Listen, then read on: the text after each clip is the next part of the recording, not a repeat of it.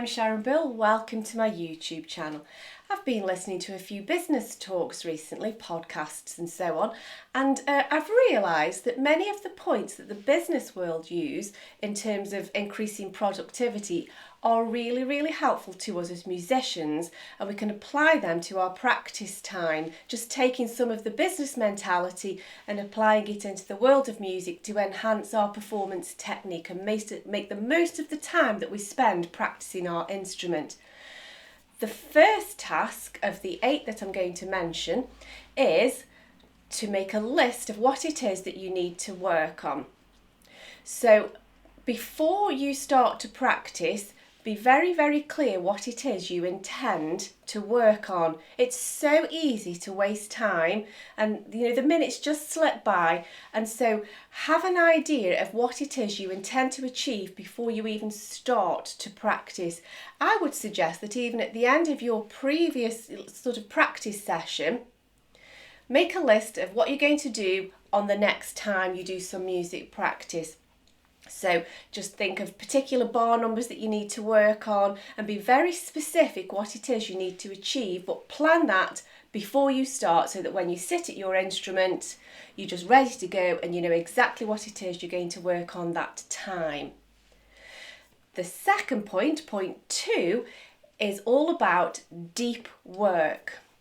We need to have no phone, no distractions. Maybe clear it with your family first. Please, can you leave me undisturbed for this amount of time wherever possible, except from emergencies, of course.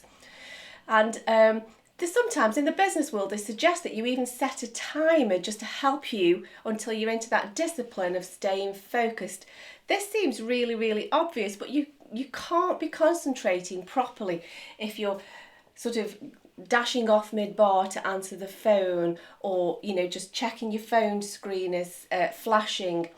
And I said it seems really obvious, but that isn't not necessarily the case. And I heard a terrifying story of a student who was taking an exam, and in the exam room, actually during their performance exam, their phone started ringing. Why you would take a phone into your exam at all is beyond consideration, but even if it's in your pocket, it should be switched off. I wouldn't take it myself, but apparently, so not only is it bad that the phone went off, actually they stopped playing mid-bar and answered the phone and then just and carried on. No apologies or anything. I would be absolutely mortified. And so that shows you the extremes of how disruptive these phones can be. So just keep your focus entirely on your instrument and just don't get distracted. So deep work is a really applicable term for us as musicians. Just stealing that term from the business world so that there are no distractions. It may seem obvious, but it's so easy to just slip off and just get dissipated in our concentration. The third point is to know yourself. Know how it is that you work best. The business world suggests that we perhaps consider, are we the sort of person who prefers to be up at the crack of dawn, 5 a.m. start, get the day going, deal with all the tough tasks first? Or are you sort of person who would prefer to ease into the day and then sort of work up to things, and then when you've sort of warmed up to the day, you're ready to get on with it? So for our purposes, we need to find a time to practice that suits us. I did have a pupil who would be up at 5:30 and would be doing their piano practice at 6 a.m. before they went off to school. That would not suit me at all. I don't think I would be functioning well. I'd have to make a really extra special effort to try and do that, and I don't think it would be sustainable continually if I have the luxury of choice. I would prefer to sort of clear the other tasks, clear my mind, settle myself down, and then when I'm calm and I've got the day sorted, then I will practice. Take care when you do that though, that you don't sort of push it back into oblivion, because there are no end of chores and there will always be something calling upon your time. And also be careful that you don't leave it too long so that you're not too tired. However, do get to know yourself. Try and make a pattern of it as well. They say that it takes, I think, 6 weeks to establish a habit, but we can break a habit in a millisecond. And so it's really important to try and establish as much of a routine as possible, but know what works for you best. And similarly, in the business world, this is sort of part of the same point. They say that you should get up, brush your hair, put your makeup on if that's appropriate, get your real daytime clothes on and have a really switched on business mentality. And you could adopt that for your music practice as well. Think, right, I'm all geared up and I'm in a smart business frame of mind and I'm going to get on with some practice. Alternatively, know yourself. Maybe that doesn't work for you. So maybe you'd rather just be relaxed and comfy in your PJs, so you've got sort of freedom of movement and so on, and you're relaxed and comfortable. Know what works best for you and try and stick to it as much as possible to establish a pattern so that you've got some routine, and then practice won't be such a multiplicity of decisions about when shall I practice, what shall I do. Stick to something and find what works for you. So know yourself and know what works for you. And now, more generally, I'm going to take some business tips and just see how they apply to us as musicians. Now, in a lot of the talks that I've been listening to, they always say about listening to motivational speakers, motivational talks and so on. And so sort of keeping yourself inspired and motivated. And for musicians, that is easy peasy. Listen to other musicians. Listen to people who are better than you. Give yourself something to aim for. And it doesn't always have to be sort of highbrow academic stuff. There's so much out there. Read magazines. Just generally be in the swim of the subject that you love. And find out all about it, get it under your skin kind of thing. It could even be just watching a movie. I remember when I was studying for my A-levels, my lecturer took me to see the stage play Amadeus in the hope that it would inspire me for my recital of a Mozart sonata that I was playing at the time. It backfired a little bit because his characteristics as a person were slightly less angelic than the music he wrote, and I was easily shocked back then. However, it did give me an insight into the composer, and it just sort of opened my eyes to the music world a little bit more, really. That's available on DVD or film, and so you can see Amadeus on the TV. Another stage play that's now been turned into a movie is the movie Quartet. It's an absolutely brilliant film. It's a comedy. And so the film itself is sort of jolly easy to watch. But if you wait till the end of the movie and watch all the credits afterwards, that is the really, really inspiring bit, because most of the characters, in fact all of them I think in the movie, have luminary careers in the arts, in music. And if you just read about these people featured in the movie, the biographies of these people, it is so inspiring to see how they've dedicated their lives to music and the arts. So, just motivate yourself, inspire yourself, listen to things, and be proactive in immersing yourself in the worlds that you are working to be a part of.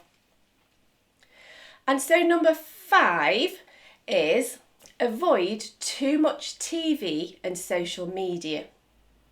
Again, that seems really obvious, but whatever you're into, whether it's music or business or whatever, we only have so many hours each day. And if you spend a large chunk of those hours that you've got free watching TV or sitting around on Instagram, Facebook and so on, you're not going to be achieving the things that you want to achieve. We're not superhuman. We have no time traveling devices. And so we have to make the few hours that we've got spare count. A good binge watch is fair and good. However, if that's all we do, we've lost the time and there's nothing to show for it. And so the business motto is courage over comfort. So do the work, do what needs to be done, and then you can relax and enjoy yourself. Point 6 is about food and fitness. And this seems like it's going to be irrelevant really for us as musicians. However, in the business world, we are always being told about keeping ourselves healthy, avoiding junk foods. Because if we are unwell, we cannot work. And many times in the business world, if you're self-employed, there is no sick pay. If you're not well, you can't work, you won't be earning the money, your business will start to fail. Similarly, if you are feeling unwell because of bad diet and so on, or lack of exercise, you won't be able to concentrate and give your mind fully to doing your music practice. Things like if you're eating too much sugar, that is really not good for your concentration. Things like too many carbs make you feel tired and lethargic, and you're just not going to feel like bothering to get to the music stand and so on. And so also another point, and I'm only just beginning to realise how important this is keeping hydrated, drinking enough water. I think I'm very guilty of this, and if you don't drink enough water, you actually feel sort of foggy in your brain. They recommend that you should drink 8 glasses a day. They say 8 times 8, sort of 8-ounce glasses of water a day. That works out at about 2.25 litres, 4 pints, or half a gallon. And for the last week or so, I've been really upping my water intake. I've really stayed hydrated much more than ever before, and I have to say I feel so much brighter for that. So a lot of these points, please do bear in mind I am telling myself, so this is certainly not a preach from a high moral high ground. I'm telling myself as well, and water, staying hydrated, is a massive influence on your concentration span. And then number 7 is, in the business world, they say keep learning. Again, as musicians, that's really easy for us, and I don't necessarily mean just keep doing exams. However, that might be the vehicle to help you to find your motivation to do something, or also it might help you to find a repertoire of lots of different things to play. But keep learning, keep an open mind to try new genres, new composers, different musical styles, be open to new ideas. When I was studying for one of my recitals, I played some John Cage for prepared piano. I did feel slightly sorry for my audience, sort of rent-a-crowd family coming to watch me. And it was one of those performances where on a grand piano, in between all of the strings, you sort of follow a chart as best as you can and wedge in between the strings erasers, a bolt, a screw, all sorts of different odds and ends. And then when you play the piano, it created a sort of Indian gamelan effect. It really brought out the percussive qualities of the piano. Bear in mind, the piano is a member of the percussive family, the percussion family. And so the music you were playing sort of changed into a rhythmic, percussive sort of sound. And although it was very strange, and I don't know as I would do it particularly often, and it's certainly not something I would choose to listen to for pleasure, nevertheless, it was a really great experience, and I absolutely loved it. It's something that I'm really pleased I did. Just give it a go and so on.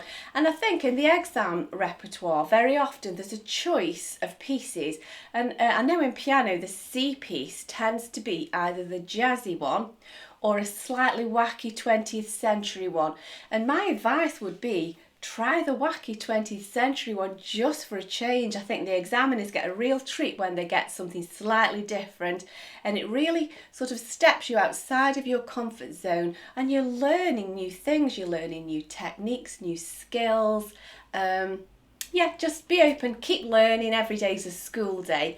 And then finally, number 8, in the words of Nike, the sports company, just do it. At the end of the day, this is our desire to play, our desire to practice, and so it's our responsibility to just do it. If you want to do these things, there's only you that can do it, so just do it. And in the words of the famous author Olin Miller about procrastinating and putting things off, if you want to make an easy job seem mighty hard, just keep putting off doing it.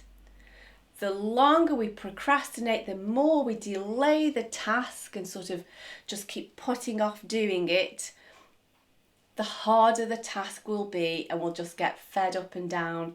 So just do it. I do hope that's helpful to you. Thanks for listening. See you next time. Bye.